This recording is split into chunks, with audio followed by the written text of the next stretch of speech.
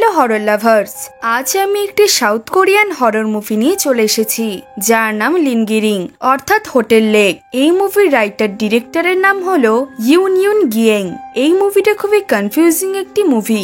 এখানে এত ফ্ল্যাশব্যাক দেখানো হবে যে দেখতে গেলে মাথা ঘুরে যাবে, কিন্তু আমি বলতে পারি যে আমার এক্সপ্লেনেশন দেখার পর তোমাদের আর অন্য কারোর এক্সপ্লেনেশন না দেখলেও চলবে। তো বন্ধুরা, এই ভিডিওটা শেষ পর্যন্ত দেখার অনুরোধ রইল।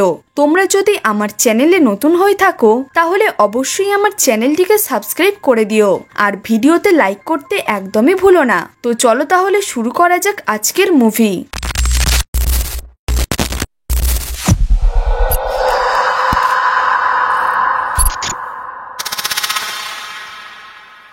মুভির শুরুতেই আমরা রাতের সিন দেখতে পাই, যেখানে একটি মেয়ে যার গায়ে রক্ত ছিল সে রাস্তার মাঝখান দিয়ে হাঁটছিল।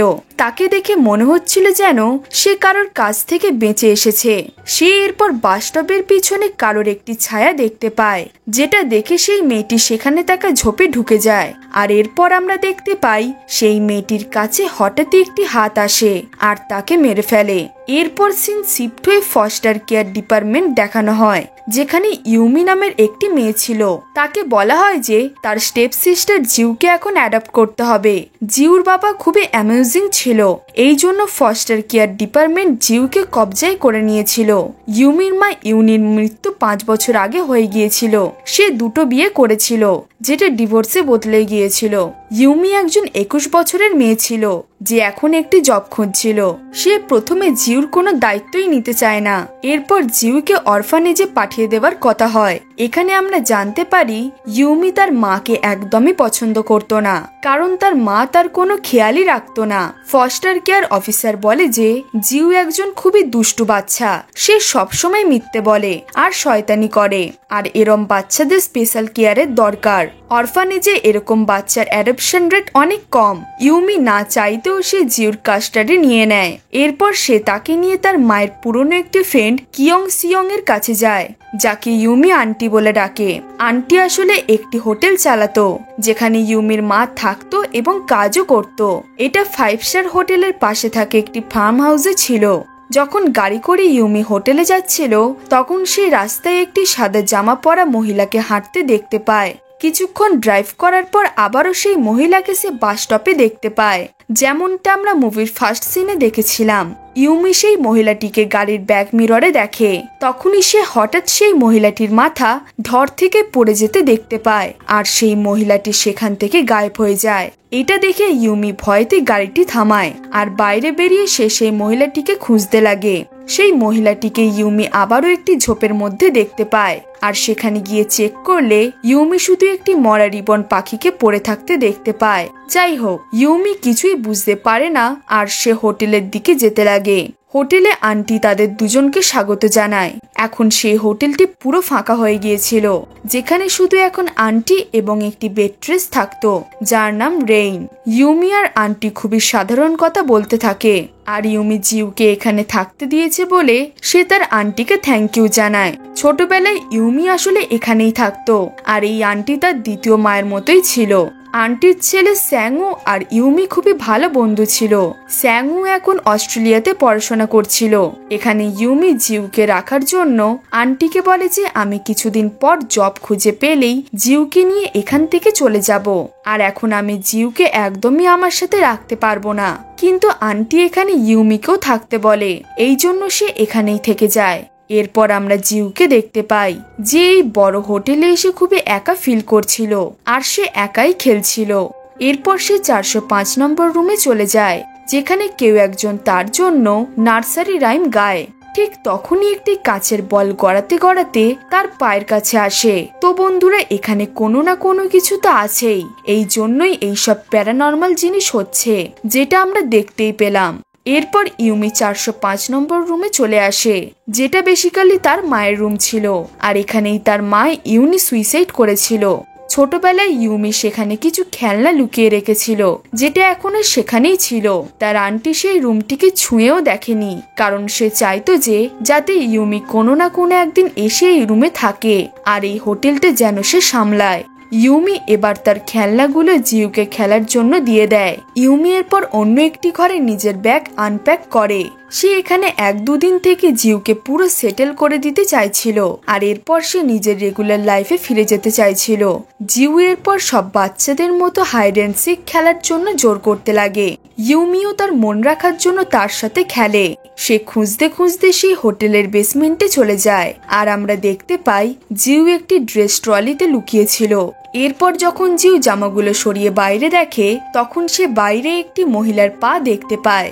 আর যখন সে সেখান থেকে বাইরে বেরিয়ে এসে দেখে, তখন সে ওয়েট্রেসের কাপড়ে একটি নতুন মেয়েকে দাঁড়িয়ে থাকতে দেখতে পায়।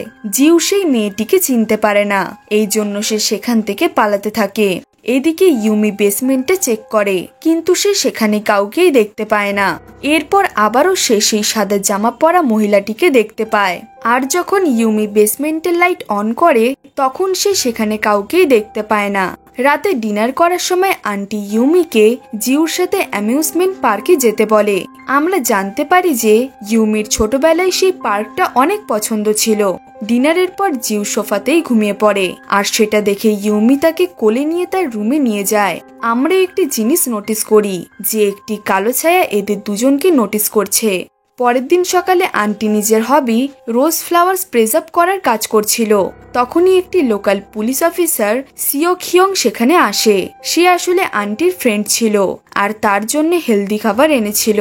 আন্টি তার ইন্ট্রোডাকশন ইউমিকে বলে, কিন্তু তখনই তার কাছে একটি আর্জেন্ট মেসেজ আসে। অফিসার বলে যে একটি নর্থ কোরিয়ান ডিফেক্টের মহিলা তাদের এলাকা থেকে মিসিং হয়ে গেছে, আর তাকে বলা হয় যে যদি সেই মহিলাটিকে সে তার হোটেলের কাছে দেখতে পায়, তাহলে যেন সে তাকে ইনফর্ম করে। এরপর সেই অফিসার সেই মহিলাটির একটি ফটো দিয়ে সেখান থেকে চলে যায়। একটু পরে ইউমি জিউকে নিয়ে সে পার্কে যায়, যেখানে জিউ অনেক মজাদার রাইডে চড়ে। তারা দুজনে কিছু সময় একসাথে কাটাতে থাকে, কিন্তু ইউমি নোটিস করে যে জিউ কারোর সাথে একটা কথা বলছে, যেটার ব্যাপারে ইউমি তাকে জিজ্ঞেস করলে বলে যে একটি মহিলা যে তাকে খেলার জন্য জিজ্ঞেস করছিল, যেটা শুনে ইউমি অবাক হয়ে যায়। ঘরে আসার পর জিউ আবারও খেলার জন্য জেদ করতে থাকে। এই জন্য ইউমি এবার কানামাচি খেলতে লাগে। ইউমি নিজের চোখে কাপড় বেঁধে জিউকে খুঁজতে লাগে। তখনই সে একটি মহিলার ছায়া দেখতে পায়। আর এর পরের সিনে আমরা দেখতে পাই যে ইউমি সেই বাস স্টপে দাঁড়িয়েছিল, আর সেখানে চারিদিকে অন্ধকার ছিল, এবং সেখানে সেই সাদা জামা পরা মহিলাটাও ছিল। পরিষ্কারভাবে এখন সেই মহিলাটি ইউমিকে ভয় দেখাচ্ছিল। ইউমি এবার ভয় পেয়ে যায়। আর এর পরের সিনে আমরা তাকে একটি সোফায় ঘুম থেকে উঠতে দেখতে পাই। আসলে সে কানামাচি খেলতে খেলতে সোফাতেই শুয়ে পড়েছিল, আর সে নিজের স্বপ্নে সেই মহিলাটিকে দেখতে পেয়েছিল।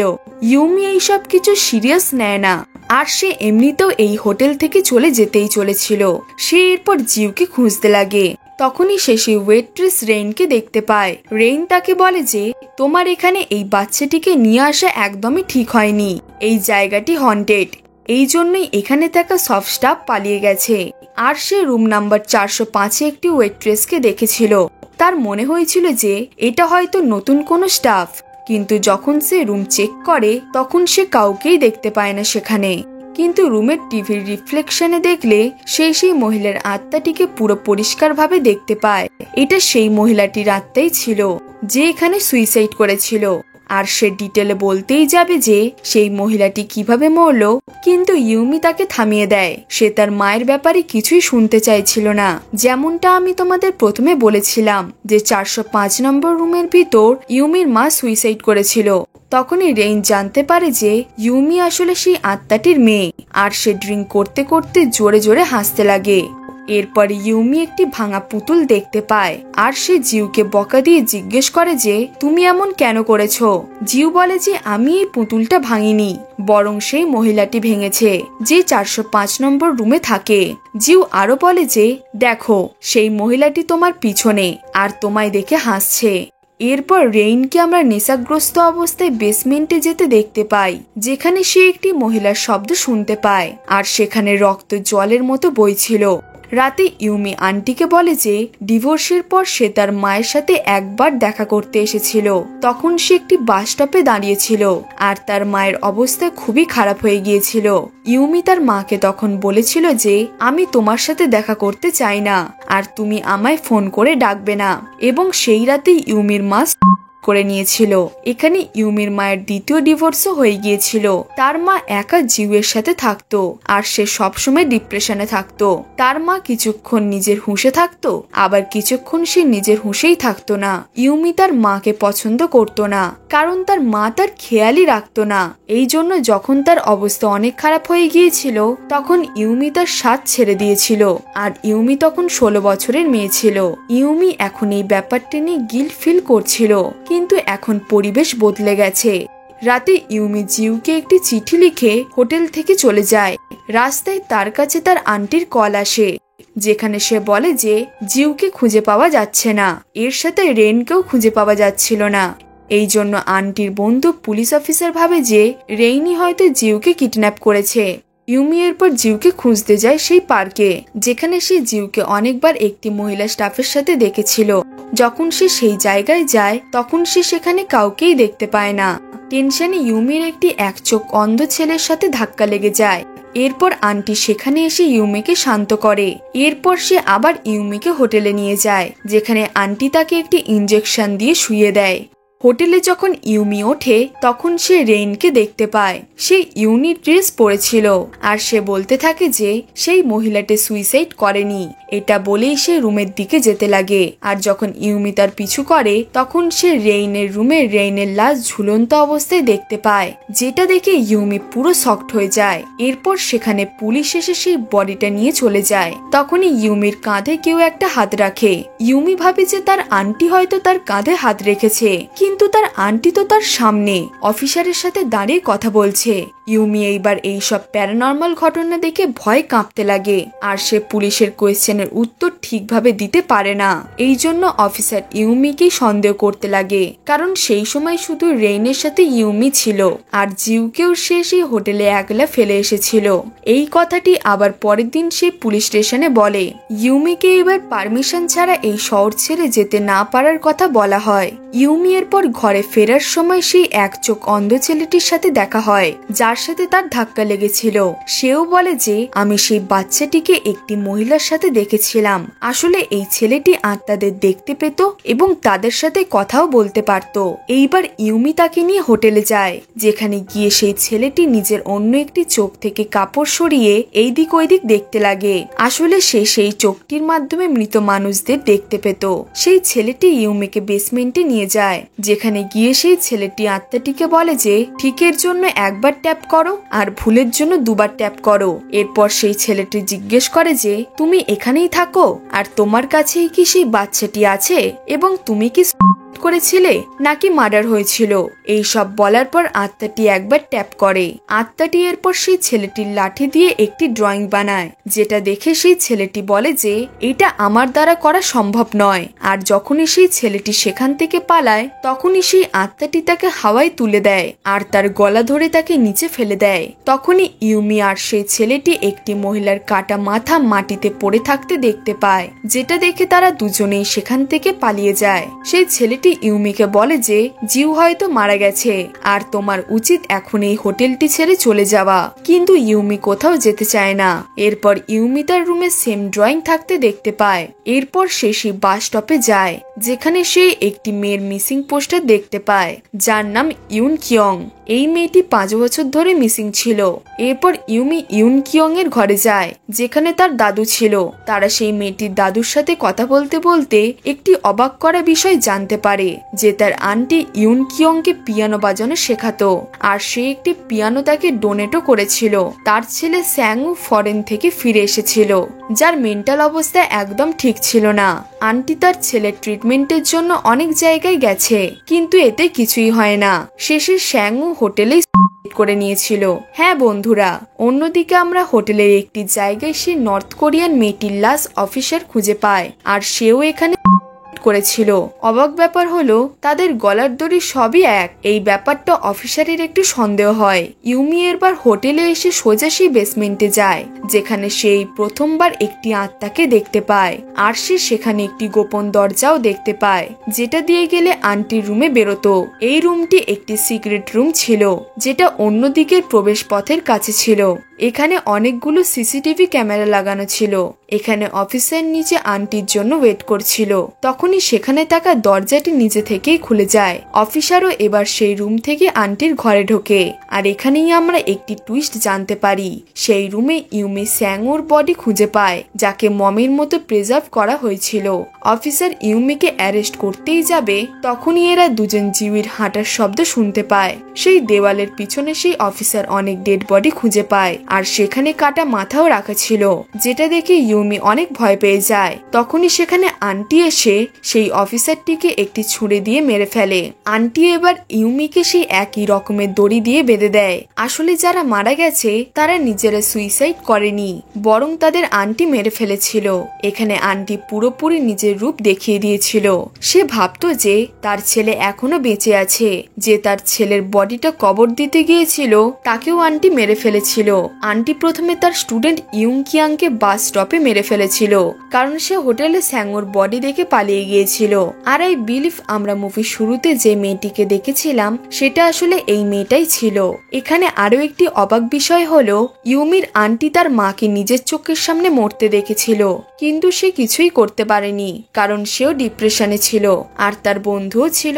এইবার ইউমির মা প্রথমে ভেবেছিল যে তার বন্ধু তার ছেলেকে প্রিজার্ভ করে রাখতে চায়, কিন্তু হঠাৎই হোটেলের সব স্টাফ গায়েব হয়ে যায়। এর ফলে ইউমির মা পুলিশকে ইনফর্ম করতে চেয়েছিল, কিন্তু তখনই আন্টি ইউমির মাকেও মেরে ফেলেছিল আর লোকের কাছে রটিয়ে দেয় যে ইউমির মা সুইসাইড করেছে। ইউমি এইসব শুনে অনেক চমকে যায়, কারণ সে সবসময় তার মাকে ভুল বুঝে এসেছে। আন্টি এবার ইউমির হাতের শিরা কেটে দেয়, যাতে ইউমির ব্লিডিং হয়ে মারা যায়। আর এটা দেখে সবাই যেন সুইসাইড ভাবে। আন্টি ইউমিকে তার ছেলের সামনে তাকে বসায়। কিছুক্ষণ পর ইউমির জ্ঞান ফিরে আসে, আর তখনই সে কিছু শব্দ শুনতে পায়। তার দড়িও নিজে থেকে খুলে যায়। ইউমি এরবার আন্টির উপরে হামলা করে জিউকে তার থেকে বাঁচায়। এরপর ইউমি আর জিউ সেখান থেকে পালাতেই যাবে, কিন্তু তখনই তারা তাদের মায়ের আত্মাকে দেখতে পায়। আন্টি এখনো বেঁচে ছিল, এই জন্য সে আবারও ইউমিকে মারতে আসে, কিন্তু এবার ইউমি তার আন্টিকে মেরে ফেলে। এরপর তারা দুই বোন গাড়ি করে পালাতে থাকে, আর শেষবারের মতো ইউমি তার মায়ের আত্মাকে বিদায় জানায়। এরপর ইউমি জিউর পুরো দায়িত্ব সে নিজে নিয়ে নেয়। হোটেলে আন্টি মরার সময় স্যাংউকে তার কাছে আসতে দেখতে পায়, যেটা পরিষ্কার বোঝা যায় যে এটা সে পুরো হ্যালুসিনেট করছিল। আর আজকের মুভিটি এখানেই শেষ হয়ে যায়। এই মুভিটি খুবই সাসপেন্স হরর মুভি। আসলে এখানে আন্টি সবাইকে মেরে ফেলেছিল। শেষে ইউমির মায়ের আত্মা তার দুই মেয়েকে বাঁচায়। আসলে ইউমির মায়ের আত্মাই তাদের দুই বোনকে ভয় দেখাতো, যেটা তারা বুঝতে পারেনি। আন্টির রুমেতে আমরা অনেক বডি দেখেছিলাম, যেগুলো সেই হোটেলের স্টাফ মেম্বারদের ছিল। তারা যেহেতু আন্টির ব্যাপারে সবকিছু জানতে পেরে গিয়েছিল, এই জন্য আন্টি তাদের সবাইকে মেরে ফেলেছিল। বন্ধুরা, তোমরা যদি এই মুভিটি রাতে দেখো তাহলে তোমাদের ঘুম নিশ্চয়ই উড়ে যাবে। এটাই ছিল আজকের মুভির এক্সপ্লেনেশন। আশা করি তোমাদের এই গল্পটা অনেক ভালো লাগবে। গল্পটি ভালো লাগলে একটা লাইক করে দিও। এরকম আরো মুভির গল্প দেখার জন্য আমাদের চ্যানেলটিকে সাবস্ক্রাইব করে পাশে থাকা বেল আইকনটি প্রেস করে দিও, যাতে এই রকম ইন্টারেস্টিং এবং হরর মুভির নোটিফিকেশন তোমার কাছে সব থেকে আগে যায়। তো চলো বন্ধুরা, দেখা হচ্ছে পরের গল্পে।